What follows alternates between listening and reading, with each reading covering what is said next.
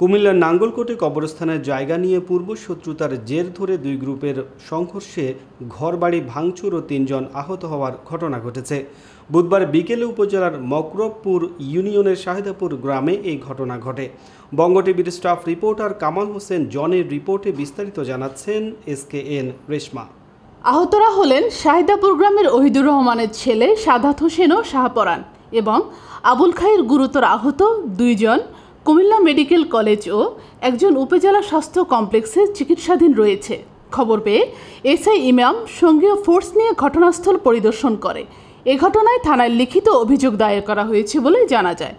শাহেদাপুর গ্রামের আব্দুল গফুরের ছেলে আব্দুল মালিক রিপন পার্শ্ববর্তী শাকতলী গ্রামের হুমায়ুন কবির থেকে 9 শতক জায়গা কবরস্থানের জন্য বায়না করে। এতে আবুল খায়ের গংরা 1 শতক জায়গায় ক্রয় করার দাবি করে। পরে এলাকাবাসী সালিশ বৈঠকের তারিখ নির্ধারণ করে।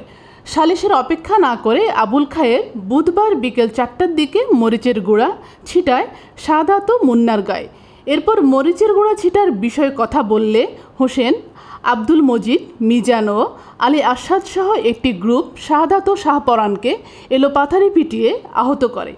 এ বিষয়ে থানার অফিসার ইনচার্জ দেবাশিস চৌধুরী বলেন, দুই পক্ষের 2টি লিখিত অভিযোগ পেয়েছি, তদন্ত করে আইনগত ব্যবস্থা নেওয়া হবে।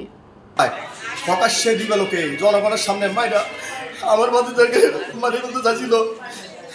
এখন তারা আসতে সকালে অভিযোগ করে আবার তারা আমার থেকে মাধ্যমের পুলিশ নিয়ে গেছে। আমরা কেউ বাড়িতেছিলাম না। ওই সময় আমার মা বোনের চোদ্দকে হাফিছে জায়গা জমি এবং কবরস্থান নিয়ে হোসেনের এবং আবুল খায়ের এই আমাদের প্রতি দ্বন্দ্বির সাথে একটু অনেক দিন থেকে যায় জামালা আছে এবং যায় জামালা হইতেছে। যায় জামালার কারণে যেহেতু আজকে হেরা সুযোগ মতো পাইয়া তাদেরকে আপনার এই মরিচগুড়ি মারি SS এবং এই রড খন্তা করে দেশীয় অস্ত্র দিয়া তাদেরকে গুরুতর আহত করে দেখাচ্ছি না।